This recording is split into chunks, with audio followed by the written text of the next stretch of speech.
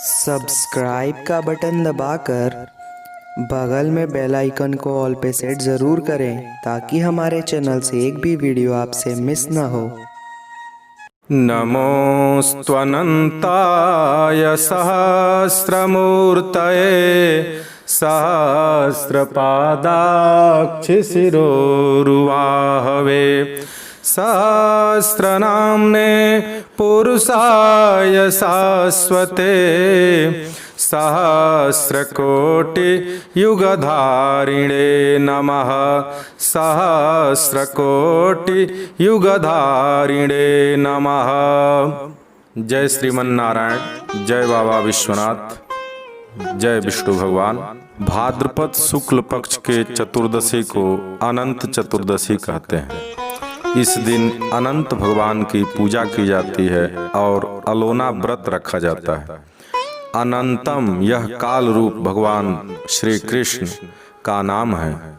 जैसा कि अनंत के कथा में अनंत इत्यहम पार्थम मम रूपम निबोधया, इन वचनों से भी सिद्ध होता है।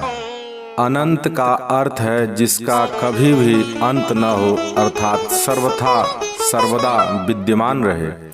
अर्थात केवल भगवान विष्णु ही ऐसे हैं जिनको शाब्दिक हिसाब से पूर्ण विश्वस्त अनंत कहा जा सकता है। उन्हीं का दूसरा नाम अनंत है। सूर्योदय से 6 घड़ी चतुर्दशी जिस दिन हो उस दिन यह व्रत करना चाहिए। यह मुख्य पक्ष है व्रत करने का। ऐसा न हो तो उदय से 4 घड़ी तक भी चतुर्दशी हो तो वह दिन व्रत के लिए ले लेना चाहिए। वास्तव में यह शेषशायी समुद्र स्थित भगवान विष्णु का ही रूप है अनंत, और उन्हीं की पूजा है। महिला और पुरुष दोनों ही इस दिन उपवास रखकर अनंत का पूजा पाठ कर सकते हैं। जो लोग व्रत नहीं रखते हैं वह पूजा के पश्चात इस दिन अनंत सूत्र बांधकर भी भोजन कर सकते हैं। मान्यता है कि इसको बांधने से सौभाग्य, ऐश्वर्य, सुरक्षा, धन संपत्ति की अकूत प्राप्ति होती है। प्रातः काल नित्य कर्म से निवृत्त होकर सर्वप्रथम निम्न संकल्प करें। संस्कृत पढ़ सकते हैं तो इसे उच्चारण करें, नहीं पढ़ सकते हैं तो इसी को हिंदी में अपने मानसिक रूप से भगवान के सामने निवेदित कर दें। यथा ओम अद्य अमुक गोत्र अमुक शर्माहम वर्माहम गुप्तोहम दासोहम वा अहम कृतस्य अनंत व्रतस्य सांगता सिद्ध्यर्थम अनंत पूजनम अनंत कथा श्रवणं च करिष्ये। ऐसा कहकर यथा संभव नदी के तट पे, तालाब के तट पे अथवा घर में भी भूमि को गोबर से लीपकर अथवा शुद्ध करके वहाँ चांदी, तांबा, मिट्टी जो भी संभव हो, सक्षम हो का कलश स्थापित कर उस पर विष्णु भगवान की मूर्ति के साथ 14 गांठ वाला धागा डोरा रखकर उसकी यथाविधि ओम अनंताय नमः अथवा पंचोपचार अथवा षोडशोपचार पूजन करें। अनंत की कथा सुनकर डोरा धारण करें। अनंत का डोरा शुद्ध सूत से बना हुआ होता है, 14 गांठों वाला होता है। इसमें केवल एक बार बिना नमक का भोजन करने की व्यवस्था है। अनंत पूजन के पश्चात घृत का संक्षिप्त हवन भी किया जाता है।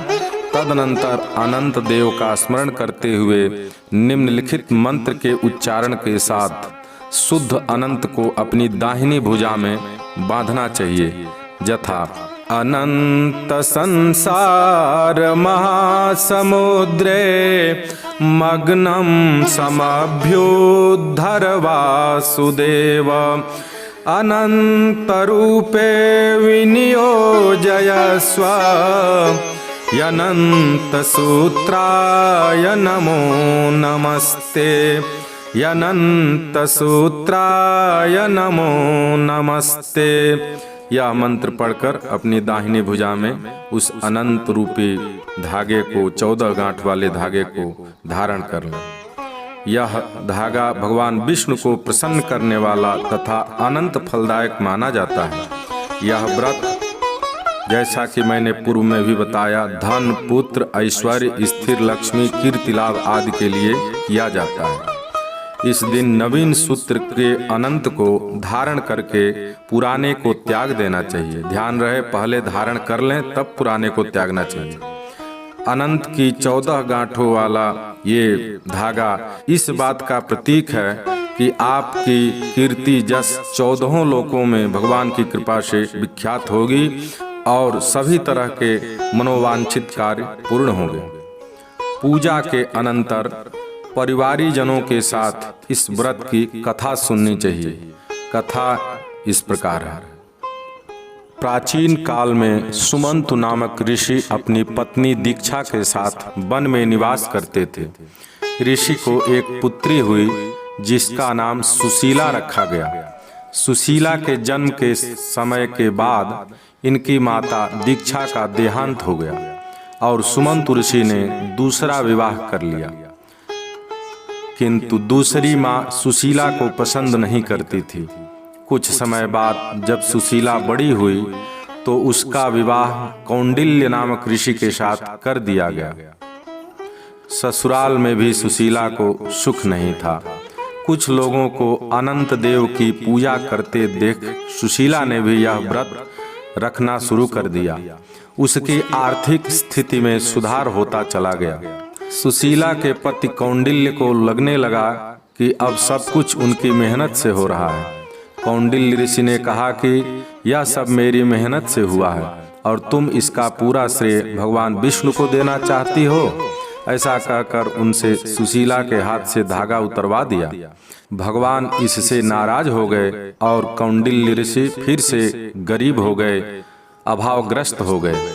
ऋषि को अपनी भूल का आभास हुआ और उन्होंने लगातार पुनः 14 वर्षों तक यह अनंत का व्रत रखा।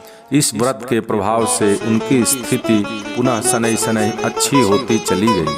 तत्पश्चात अंत में भगवत कृपा से पुनः पूर्व की सुख समृद्धि और संपन्नता आनंद मंगल की स्थिति में वो परिवार आ गया। ऋषि आ गए और सब प्रकार से भौतिक सुखों का, संसाधनों का उपभोग करते हुए अंत में भगवान के कृपा आश्रय को अर्थात परम धाम मोक्ष को प्राप्त हुए। इस प्रकार जैसे सुशीला और उनके पति कौंडिल्य ऋषि को अपने जीवन की सभी परेशानियां दूर करने में ये अनंत की कथा सहायक हुई, उसी प्रकार से इस कथा को सुनने सुनाने वाले आप लोगों का भी सभी प्रकार से आनंद हो, मंगल हो और सभी परेशानियां दूर हों। सब प्रकार से धन, कीर्ति, ऐश्वर्य और सुरक्षा भगवान विष्णु की कृपा से प्राप्त हो। ऐसी मंगल कामना आप लोगों के लिए प्रभु के चरणों में। यदि आपको ये कथा अच्छी लगी हो और आप चाहते हो कि भविष्य में भी हम इस तरह के हिंदू व्रत, पर्व, त्योहार आदि की कथा नियमित आपके समक्ष प्रस्तुत करते रहें, तो आप कृपा करके हमारा YouTube आध्यात्मिक चैनल आचार्य दिनेश भार्गव को अवश्य लाइक, सब्सक्राइब और शेयर करें। धन्यवाद। जय बाबा विश्वनाथ, जय लक्ष्मी नारायण, जय राधा कृष्ण।